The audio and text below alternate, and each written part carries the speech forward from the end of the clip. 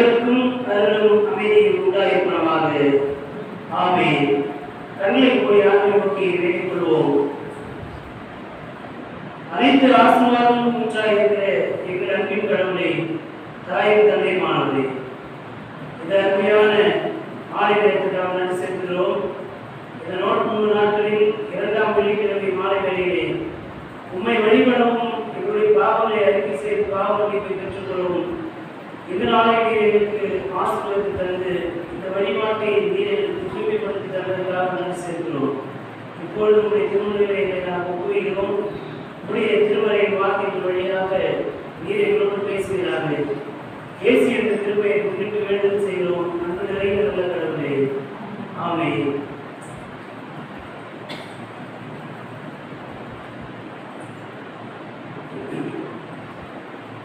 கிறிஸ்துவுக்குள் அருமையான பெற்றோர்களே, பெரியவர்களே, வாலிப பிள்ளைகளே, ஒரு அனைவரையும் இந்த மாலை வேளையிலே ஆண்டவர் இயேசு கிறிஸ்துவின் திருப்பெயராலே வாழ்த்துகிறேன்.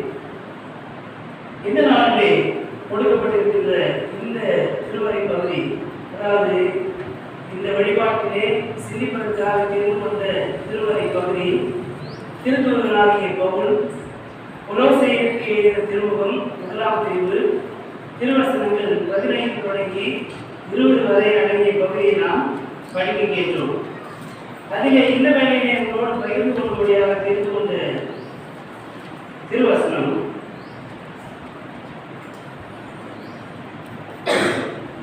அவர் கற்புலனாகாத கடவுளது சாயல், படைப்பனைத்திலும் தலைப்பேறு. ஏனெனில் விண்ணில் உள்ளவை மண்ணில் உள்ளவை, கற்புலன் ஆகுபவை கற்புலன் ஆகாதவை, அரியணையில் அமர்வோர், தலைமை தாங்குவோர், ஆட்சியாளர், அதிகாரம் கொண்டோர் ஆகிய அனைவரும் அவரால் படைக்கப்பட்டனர்.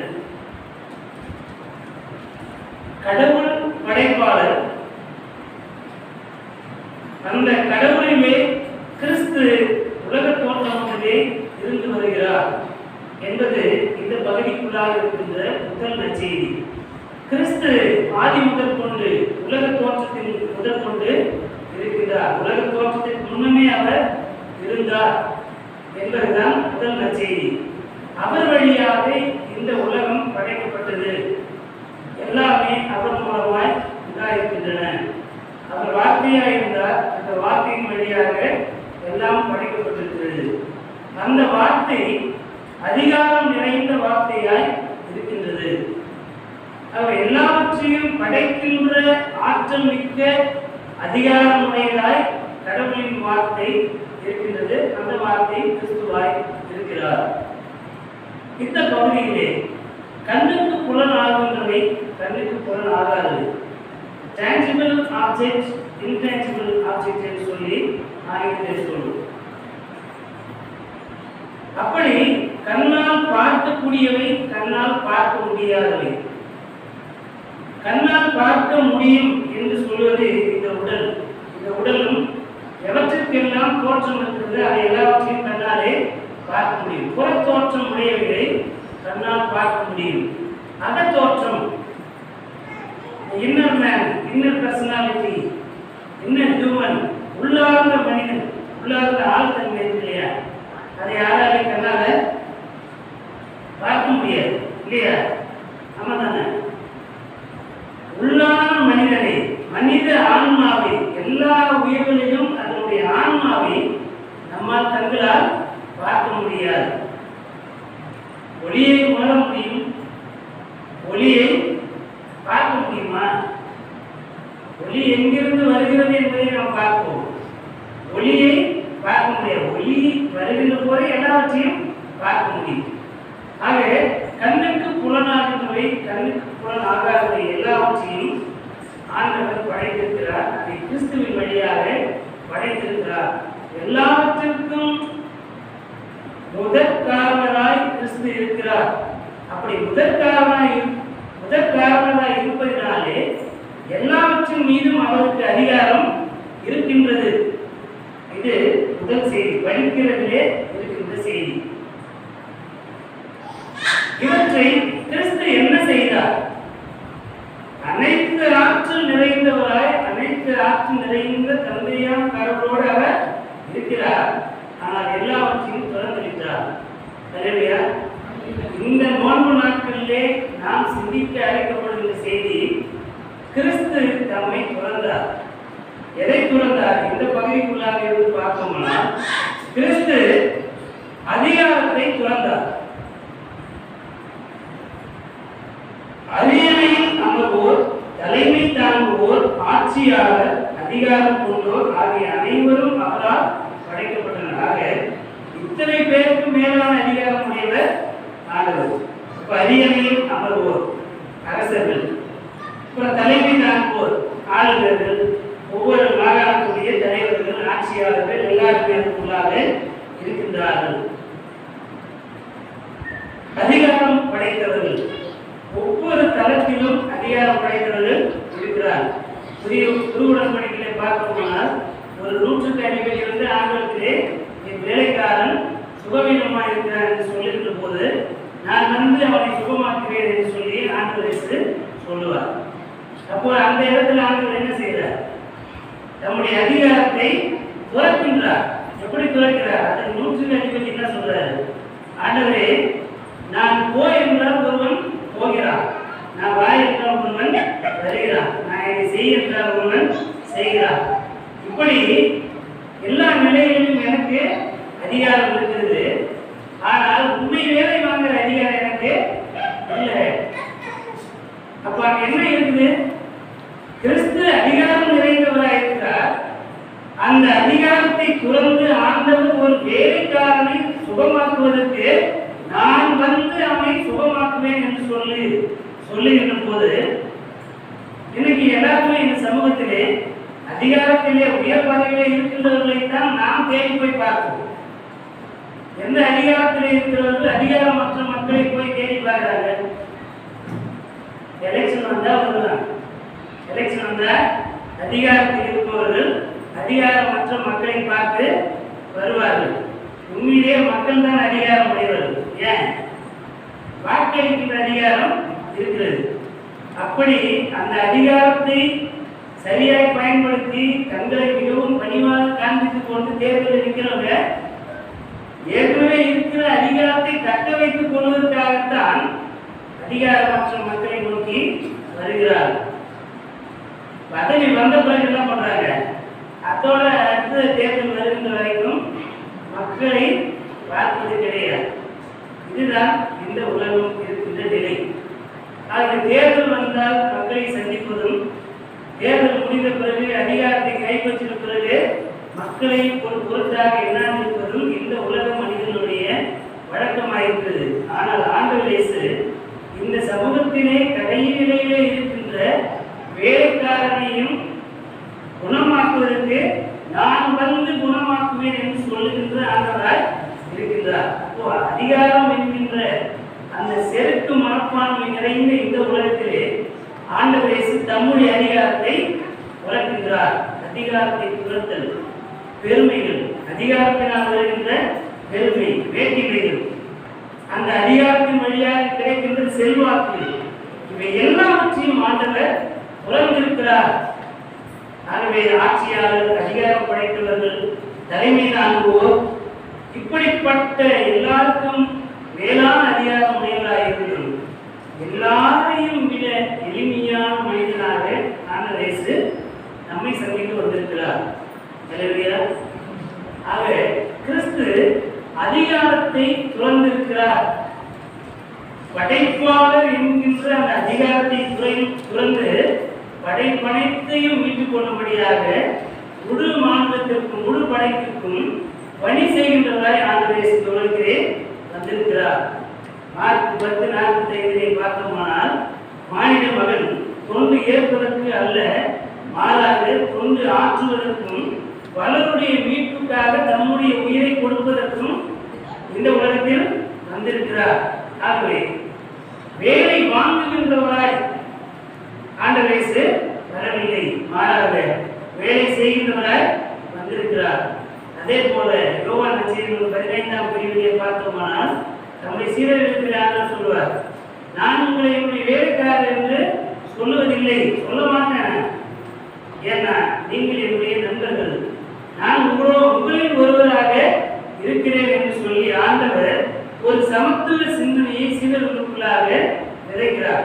எனவே நீங்கள் தலைவர் என்றும் ஆண்டவர் என்றும் சொல்லுகின்ற நானே என்னை தலைவனாகவோ ஆண்டவராக எண்ணிக்கொள்ளாமல் உங்களில் ஒருவராக நண்பராகவே என்னை உங்களோடு நான் பகிர்ந்து கொள்கிறேன். ஆகவே உங்களுக்குள்ளே பெரியவர் சிறியவர் என்கின்ற பாகுபாடு இருக்கக்கூடாது. ஆக கிறிஸ்துவினுடைய தலைமைத்துவம் என்பது மற்றவர்கள் மீது அதிகாரம் செலுத்துவது அல்ல, மற்றவர்களை வேலை வாங்குவது அல்ல, வேலை செய்கின்றவராய் பணிவிடை செய்கின்றவராய் ஆண்டவர் இந்த உலகத்திலே வந்தார். எல்லாவற்றுக்கும் மேலாக நம் பொருட்டு நமக்காக சிலுவையை அடைந்து நமக்கு மீட்பை சம்பாதித்து கொடுத்திருக்கிறார். ஆகவே அவர் நமக்காக அதிகாரத்தை துறந்தவராய் இருக்கிறார். நாம் இந்த 3 நாட்களிலே கிறிஸ்துவின் மனநிலை உடையவர்களாக எந்தெந்த இடத்திலெல்லாம் நான் பெரியவன், நான் மற்றவர்களை விட இந்த இடத்திலே நான் அதிகார உடையவனாக இருக்கிறேன், எனக்கு கீழாக இருக்கின்ற பணியாளர்கள், அதாவது ஒரு நிர்வாகம் என்றால் நிர்வாகத்திற்கென்று ஒரு அமைப்பு இருக்கும்.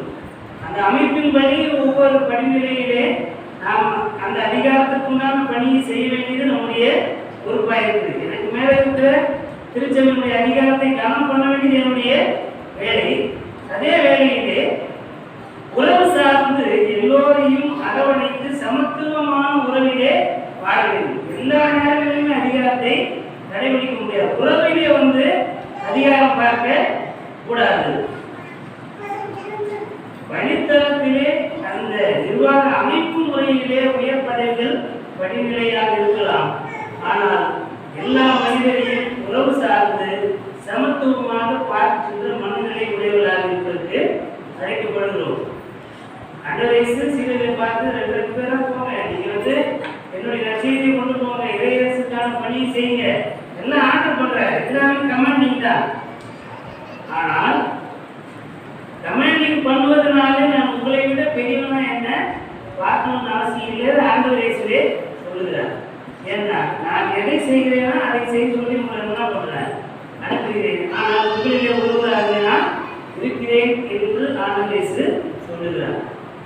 கடவுள் உலக தோற்றத்திலே பணிவிடை செய்கிறவராய் இருந்தார். ஒரு மனிதன் தனிமையாக இருக்கின்ற போது அவனுக்கு துணை உண்டாக்குகின்ற பணியாளராக ஆண்டவர் இருக்கின்றார்.